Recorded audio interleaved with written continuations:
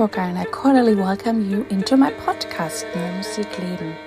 I have studied classical singing and voice, and I love to sing lots of contemporary and experimental music. And if you would like to know more about me, please look at my website. And you can also subscribe to my monthly newsletter, and then you will be informed about anything I'm doing. In this podcast, I talk about all the themes all around the contemporary music realm. I share with you the behind the scenes, the insider knowledge, and I bring you the human beings out of this world closer to you. I'm cooperating with the NMZ. And in this episode, I'm cooperating with Rainy Days Festival Luxembourg, which is an amazing festival with contemporary music, curated by Catherine Cons, and this year's theme is Bodies. And I will put the link for you into the show notes that you can look at the program. And if you want to go there, look at the tickets. They have a day pass or a festival pass for a very reasonable price. And in this interview, I'm talking to the viola player Beth McNinch, who's the founder of Musici Ireland.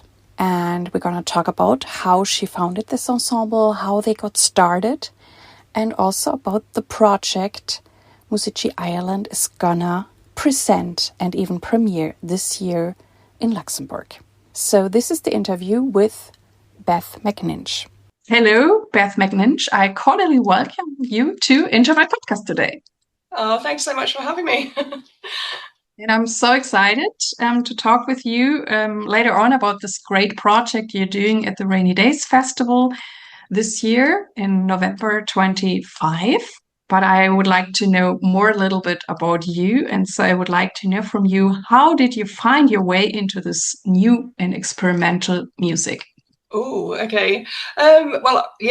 I'd say mine's not as experimental as others at Rainy Days, certainly. I'd say I'm kind of a late convert to sort of more contemporary music. I was very much I'm a viola player, and I was very much in the stream, after music college, joining orchestras, going along with that sort of flow of things. And I moved to Ireland 18 years ago and started Musici Ireland in 2012. And gradually we just started wanting to sort of collaborate with composers and start commissioning our own works. And then as a soloist as well, I wanted to start trying to build up the viola repertoire a little bit, and especially support female composers. That was really important to me. So I'd say it's only really the last sort of maybe 6-7 years that I've started moving more into that area. And it's kind of gone in conjunction with I'm starting to do a lot more improvising, and I'm really enjoying that journey. And for me, improvising has been really tied to movement and reacting with dancers and stuff like that. And I really enjoy working with dancers, especially. It's kind of I'm working a lot at the moment with improvisers. So I'm part of a research project that Dr. Sarah Rain is doing with UCD it's called Improvising Across Boundaries, and it's about female improvisers in Ireland across all areas of music.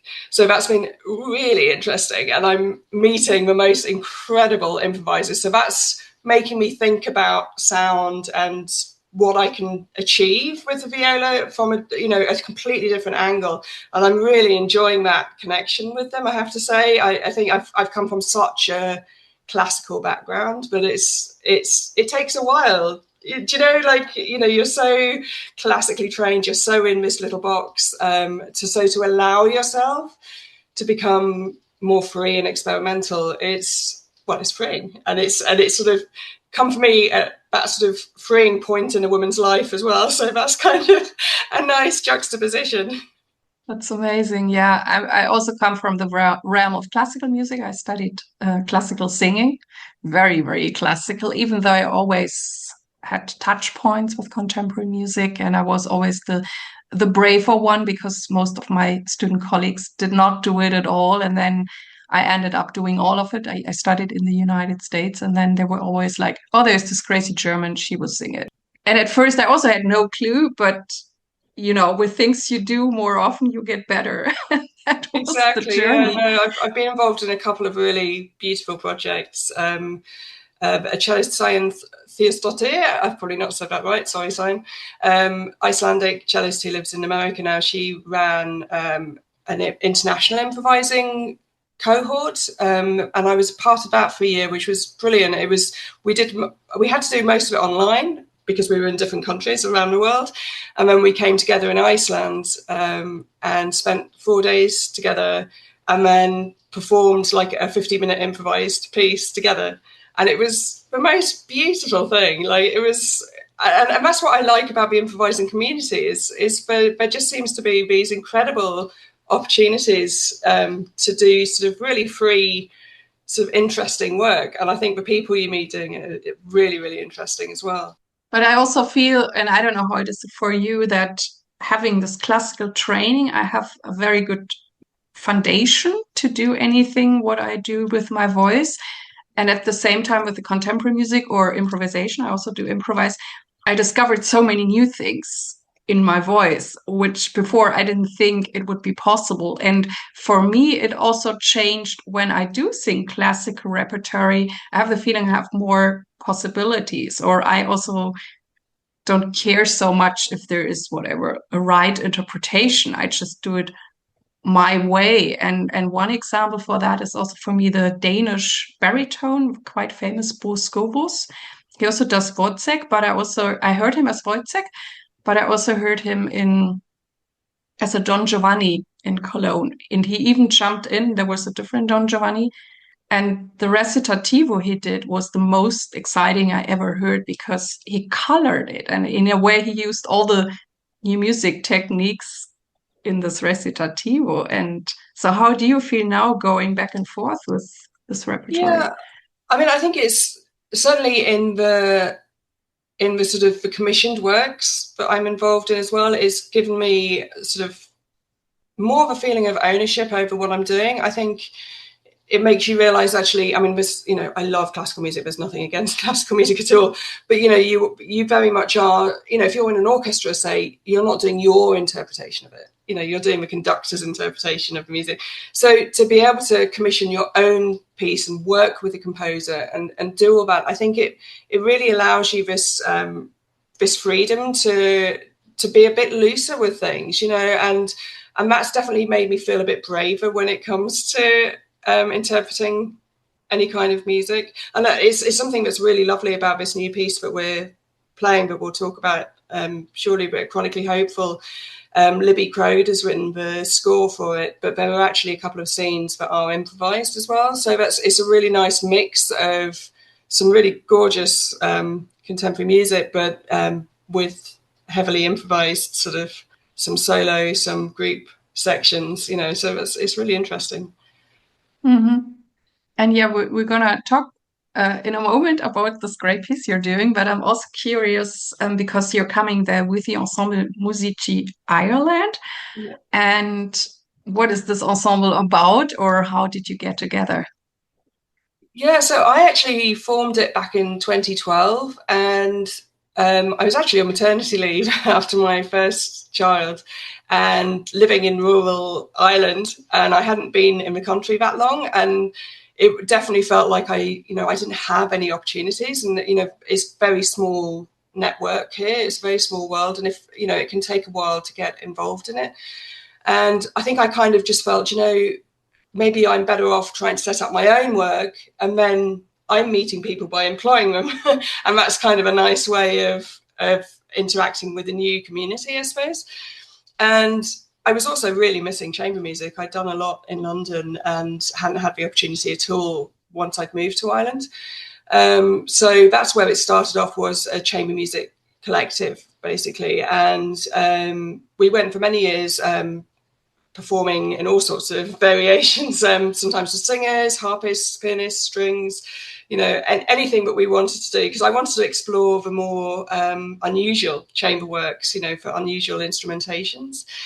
And then it was really, I'd say it was during COVID. You know, I think the good thing, if any, about COVID was the space to think and to really evaluate what you're doing, you know, in your career and your life. And for me, I felt like I wanted to be doing more and to actually start doing work that was a kind of a reaction to the world around me.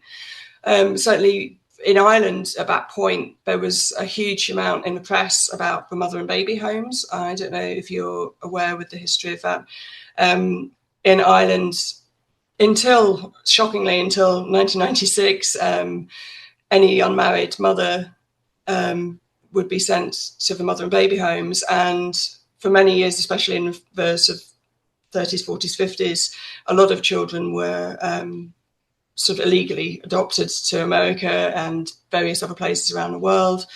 Women were horrifically treated. You know, there's currently an exhumation going on in Tuam of hundreds of babies and toddlers' bodies that were found in a septic tank. You know, it's absolutely horrendous, shameful history, but it's very close history, you know.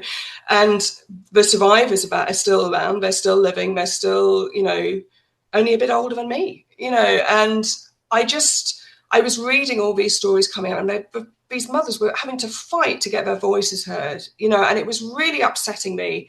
And partly because of my own experiences, you know, I suffered a huge amount of loss when I was on my journey to become a mum.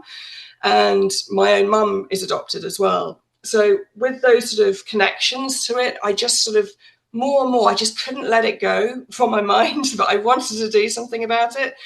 And I actually reached out to a couple of historians and said, you know, I want to do an artistic project, but this is such a sensitive subject. How do I go about this? You know, and they put me in touch with other people. And any Irish people listening will know Catherine Corliss is an incredible local historian in Tuam who uncovered this whole scandal. And I had a wonderful talk with her and Maureen Johnson and Deirdre Wadding were able to put me in touch with women that would be open to me interviewing and recording their interviews. So that, because of COVID, took a little longer, but I started developing the idea. Originally, it was, I talked to Irene Buckley. I don't know if you know composer Irene Buckley, and she was really keen to be involved. And originally it was just going to be for string quartet with some recorded voice. And then I was like, I think, you know, could we do like a record, you know, a soundscape and stuff? And she said, well, that's more my sister's realm. So Linda Buckley, her sister, became involved as well, which was fantastic. And then, you know, when I went and interviewed these incredible women, and it was such an honor to be able to sit there and hear these stories. And for one woman in particular, you know, it was the first time she told anyone outside her family. So it was incredibly emotional, you know, and it was the weight of responsibility of that when you're starting a project like that, I think is huge, you know, and it's something that I'm really grateful that, and it was the start of me really finding my tribe. You know, people talk this, but I think, you know, you start to, the right people start to gravitate around you and become involved in a project when they're supposed to. And I feel really, really fortunate for that. The piece ended up being string quartet live with recorded sections of testimony. We had an incredible animation done by Ava Bartolozzo and Jack Cohen, and Bridget Nadoon created a really beautiful sort of artistic installation that the audience walked through to arrive to the performance. So it was a real audience experience of like the second they entered the door, they were in this world, the soundscape was going, you know. And it was the first time we'd done something really interdisciplinary. And it just felt so important. And the reaction we had in the world premiere of that in Cork and Triskel Arts Centre, who were incredible supporters of the project, I really have to shout them out. They were amazing. I mean, I've talked to several people about it since, and I don't think any of us as artists have ever experienced anything like it. We finished the piece and, you know, we got standing ovation, whatever. We walked off down the side And it just went, I mean, there were 200 people there, complete silence. They sat down and everyone just sat there in silence. And we were like, oh God, do they know it's finished? You know, and one lady stood up and she was like, my name is, you know, and I refuse to be silenced anymore. I was at best for a mother and baby home. And then another woman stood up, my name's I'm not going to be silenced. This was like, you know, and it was the most heartbreaking but incredible moment of connection that, you know, had been created through this performance. And for me, I think that it was just such an overwhelming experience of, you know, this is where art is so powerful. And it really changed my vision for Musici Ireland, because it was like, this is what I want to do. You know, there are so many important stories to be told. And, you know, I might not be Irish from birth, but I definitely feel adopted Irish. And what are the Irish amazing at? They're amazing at storytelling, you know, and it feels like we've found our home now. And, you know, shortly after that premiere, I worked with my co-director, Ali Clark, who's a choreographer and dancer, and we actually made a dance film of a new piece that Libby Crode, again, the composer, had written for me for solo viola. And it's called the Suffragette Sonata. It's an absolutely gorgeous piece for solo viola. Go and check it out, everyone. You can see the dance film on YouTube, actually, on the Musici Ireland YouTube. And so that was all about the suffragette movement. And then we toured with A Mother's Voice. You know, Catherine Kuntz amazingly brought us over to Rainy Days in 2023, and we did it there. And then we went on to do it in Frankfurt, in America, all around Ireland. You know, and it's really, I think what touched me was even in Luxembourg, you know, where people didn't know the story, people were coming up to us afterwards in tears saying, oh my God, you know, I had no idea, you know, where can I find out more? You know, and that's a wonderful thing, but, you know, you're not just telling a story, you're kind of introducing people to important bits of history. And the interesting thing is as well, is the more places we've been to, the more people from those places have come up to me and said, oh, you realise that actually we had something like this. And it's shocking, actually, how across the world this sort of behaviour towards women, you look at America at the moment and Poland, and, you know, but it's happening, it's still happening, it's still a fight we need to fight. And I think if we're able to keep telling stories like this, it's really, really important. Yeah, wow, that's an amazing start with such a big and project on this topic, and very, very touching. Wow. Yeah, this year you're doing a new project at the Rainy Days Festivals, and the Rainy Days Festival's theme this year is bodies. And you have, or you developed a piece called Chronically Hopeful. What is this about, or what can you tell us without spoiling anything, because people should just come and see it? No, yeah, well, again, you know, when we were doing A Mother's Voice, I was chatting to Catherine and saying, oh, you know, we'd love to come back. And I told her, but we'd started the process of creating Chronically Hopeful. It was called Unseen at that point. And it was, but it was going to be about unseen disability and chronic illness.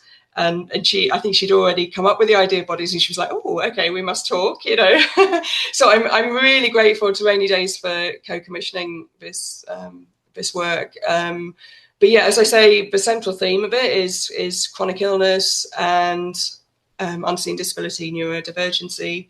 And it's really been developed as a collaborative project with 7 performers.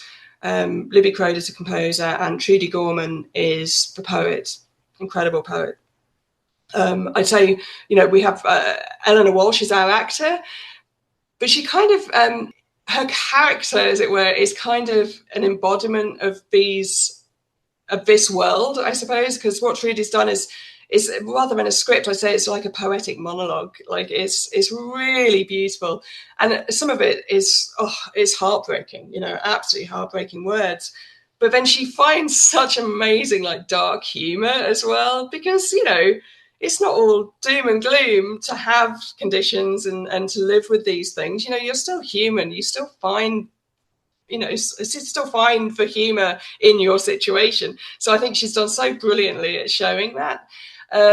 but this is really, again, this is a step up from A Mother's Voice, where, like, as a quartet, you know, I mean, yes, we did a slight bit of choreography between us. This is really, you know, the string quartet is part of the action and part of the movement. And we have two incredible dancers, Ali Clark, I mentioned earlier, and Sapphire Hikari, who are really fantastic, and they've helped us stiff old classical musicians a lot moving around. And yeah, we've like A Mother's Voice, like, we started in research, I think, these projects to really make sure that they're authentic and that, you know, it's a real, authentic, true voice. We do like to do a fair bit of research beforehand, and luckily for us, we didn't have to go too far because, well, I think a good 5 out of the 7 performers on this trip are living, and plus truly are all living with chronic illness or unseen disability. So there's a real lived experience, and that's why it was great to create it as a collaborative, because everyone brought different experience to the table. But the project really was born out of one of Musici Ireland's core players, Jane Hackett, is a wonderful violinist and incredible young woman. And oh gosh, when was it? Maybe 3 years ago now, she started having quite severe symptoms and, you know, was in and out of hospital a lot. And no one seemed to know what was going on, you know. And a couple of years ago, she was diagnosed with FND, which is functional neurological disorder. So FND can affect anyone, but symptoms vary from person to person. They can include like functional weakness and tremors, which impact movements. There can be sensory and cognitive issues, functional seizures, speech and swallowing difficulties. They can have problems of how the brain and body receive signals. So it can be a really, really debilitating, serious condition, you know. And as the director of an ensemble, it was quite shocking to see, first of all, like, a really good friend going through this, but also like, how do I still involve her in the group? You know, she's a wonderful violinist, you know, she should still be able to work. How do you do that? How do you, and it's about access, you know, everyone talks about access needs these days, but really, I mean, this is what we've done, is access, it has to be from the ground up, you know, it can't be something that's added on as a box ticking thing at the end, you know. And that's why this has been such a special project, because, like I say, most of the people involved have access needs. So we've really had to make sure that every single day, everyone's needs are met. And that can be quite hard, you know, that can be quite challenging to create a work and still be rehearsing and still be performing with all these things that need to happen. So it's been an incredible journey for that. And we're definitely hoping to write a few reports on our findings of that, because I think it's a really interesting space to be in. And I'd also like to say a huge thank you to Eamon McPartland at FND Ireland, who has been so supportive, not only of Jane, but of this project, you know. And I think it's really helped us. We did a work in progress back in May in Ireland, and we actually had 90 people come to it, which is incredible for a work in progress. And so many of the people that came had various chronic illnesses, and the feedback we got, you know, it was just like, we're seen. And I think, again, it's like A Mother's Voice. It's so important that you're showing reality and showing real life situations and real life stories that are happening. I'm very fascinated, and I'm also a big fan that you do projects that really come from the inside and not just, I mean, you probably have the same game in Ireland than we have here, where you write those applications that you get money somewhere, and sometimes there are some fashions, let's say, and I don't believe that you should follow a fashion. I mean, if that's just what you're on and it matches, lucky you get a lot of money. But I don't believe to pretend something or to make it adjustable. And that's also, I criticize sometimes in this application process, because this is not working for everyone. And I was thinking of many things when I was listening to you, or when I prepared for today, because I mean, what is a chronicle illness? I mean, is it also something like allergies? I mean, I have allergies, and that's not always fun being a singer. Or I also know I'm lucky with that, but I know some singers actually, which is fascinating, whatever have lung or breathing problems, and they still do singing. And also a very famous example was Joan Sutherland, a very famous Australian soprano. She had like sinus problems her whole life. And she still sang because she really wanted to sing, even though sometimes I think even in performances her head was like exploding from pain. So it's very fascinating. And I also find it fascinating even if people have something that the body still can do so much. I mean, the body is in a way so incredible.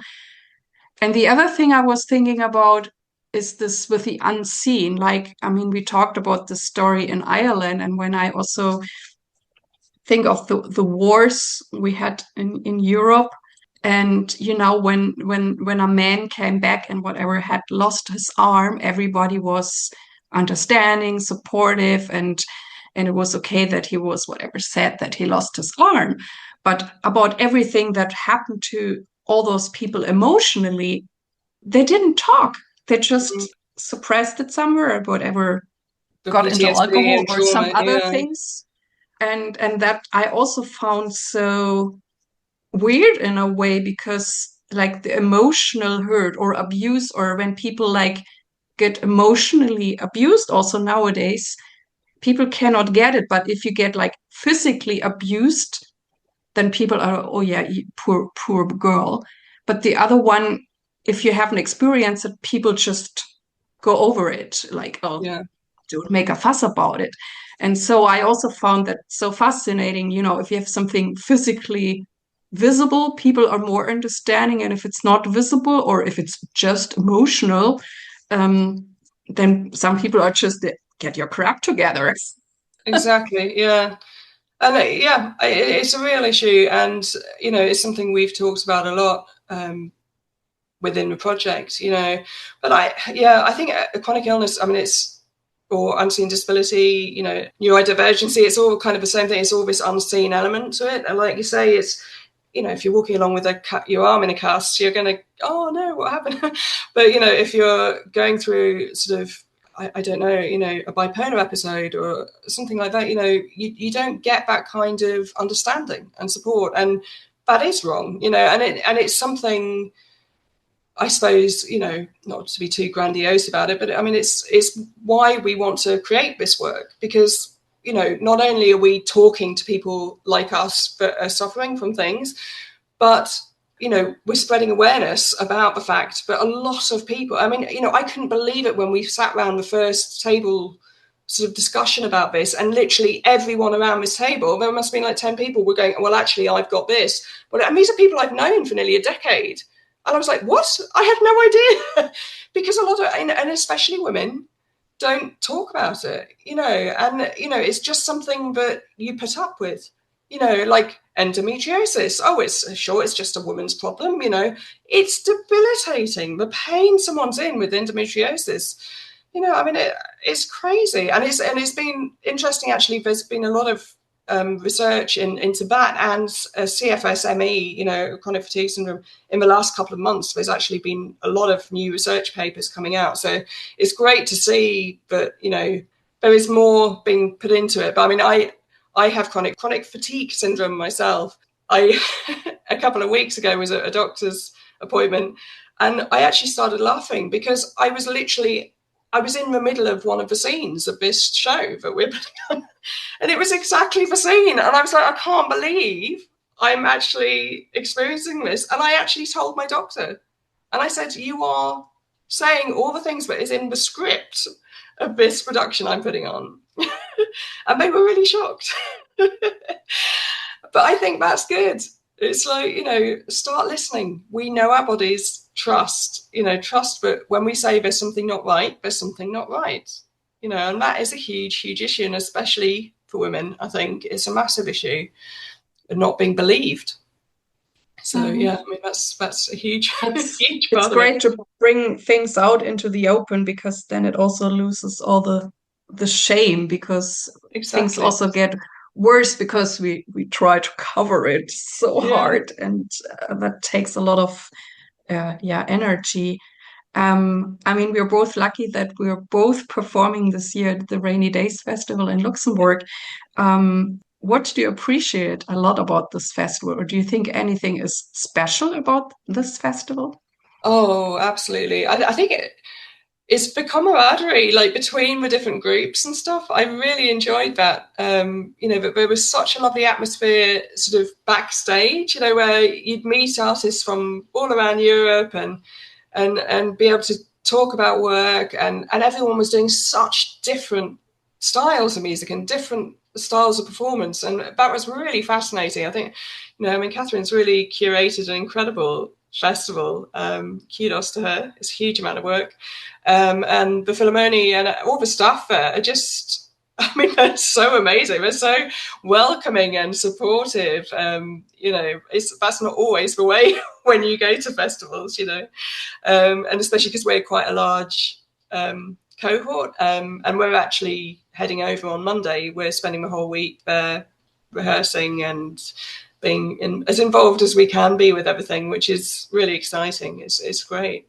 Yeah, and actually on that note, I do also want to say we are really lucky in Ireland because we have something called Culture Ireland, who, if you apply for funding, can help support for travel and accommodation and stuff. And that really helps us be able to go to festivals like this, because, if you're taking with our crew and everyone, with bringing over 11 people from Ireland, that's a huge amount of people if you're talking about traveling with instruments and set and all of that, So to be able to take the weight off a festival makes it more likely that as a group we're going to be asked to come and perform, So I think things like that, I don't know if you have something similar there, but I think it's really important to have those kind of supports, and again, it's not talked about that often, but, I'm very grateful for that, because it's very difficult, isn't it, in the arts to get any kind of funding.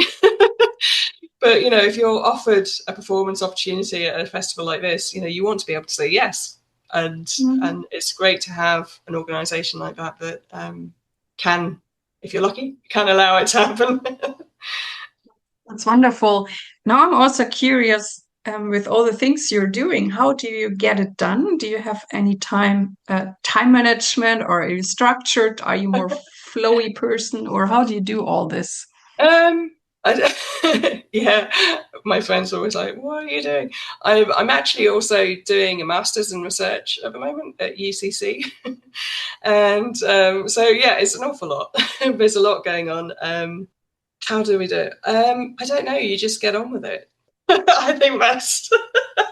I am fairly organised in that I'm a big list maker. I have to have my different tabs of this is college work, this is Musici Ireland work. I'm also the artistic director of music for Wexford, who put on 15 concerts a year. So I'm kind of doing Catherine's job, but for that, curating and finding ensembles and inviting them to Ireland.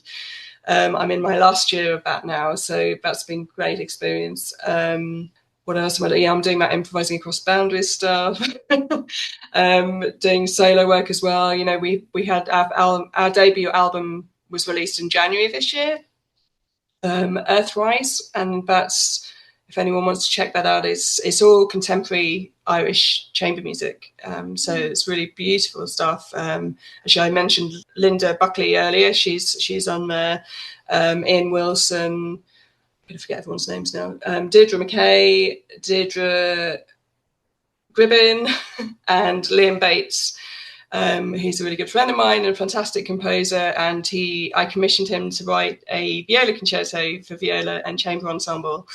So so that's on that piece as well. So I've been working with him at the moment on the piano reduction score and all of that. So yeah, there's a lot going on, but it's great. But I think what I find quite tricky as artistic directors, obviously I'm also directing this performance next week. So there's a huge amount of work. I'm performing in it. So I'm having to memorize a 60-minute show, do all of that. Plus you know, unfortunately for this, we didn't have the money. So I'm also production manager. So I've booked like 12 flights and 12 hotels, you know, so it's such a huge amount of work. And I think people don't often see that side of it when, you know, you see an ensemble go and someone's had to organise that. And often it is the artists themselves. You know, it is a huge amount of work. I'm also working on our next year's programme, you know, which hopefully will include a run of Chronically Hopeful here in Ireland. And we're going to be touring Biavo Pet Stabat Mater, you know, beautiful, beautiful piece. And we've actually... know that one. I've sung it a few times, actually. Oh, it's gorgeous, isn't it? Oh, it's stunning. And I've actually commissioned, do you know Deborah Pritchard, composer? Commissioned her to do like a modern Stabat Mater, which reflects on mothers in war, basically, which feels very relevant at the moment. So we'll be performing that around Ireland next year as well. And then also, you know, we're also planning our big Arts Council application for grant funding for 2027. So it's like all of these levels that you're constantly working on. And it is a lot, you know, and I do find it quite overwhelming sometimes. And especially with chronic fatigue, it can be difficult to manage my own energy levels. You know, my husband's always saying, you know, yeah, you're really good at accessing these, but you need them as well. And I always kind of forget that. So when you do practicing, do you have like fixed times for the... Oh no, it's like, oh, you can do it anytime. Okay. Yeah. Because I'm a person who tries to sing like the first thing in the morning, because then I have my head free for anything else. Right. And can you like switch between those things, or you rather say, okay, this is the day for, I don't know, doing this new project, or this is the day for I don't know, curating your festival? Yeah, I'm afraid I've got ADHD brain, so I have like 20 tabs open in my brain at all times. So I will flip literally between emailing about Music for Wexford to writing an arts grant proposal for Musici Ireland to, oh, I've got 20 minutes to learn to memorize that section of a piece, you know, and then because I've got 2 boys as well, so you know, and my husband's a lighting designer, so he's actually designing the show, which is really lovely. We'll get to see each other, but I haven't seen him for 3 months. He's been away. So like exciting that you can flip back and forth so fast. Yeah, it's good, but like it does create an element of burnout every day.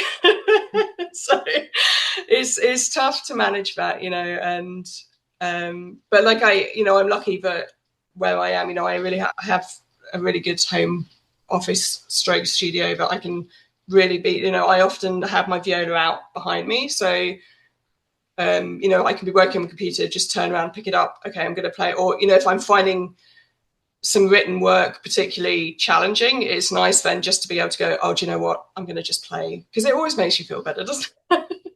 When you can just actually do your art form rather than write applications and do all of that. It's lovely.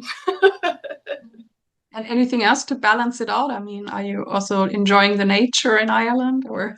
Yeah, no, I mean, we're again really, really lucky where I live. Like we have views of mountains out the back, and then I can walk to the beach in 10 minutes. And you know, awesome! Oh my God! Yeah. So I'm really, really lucky with that.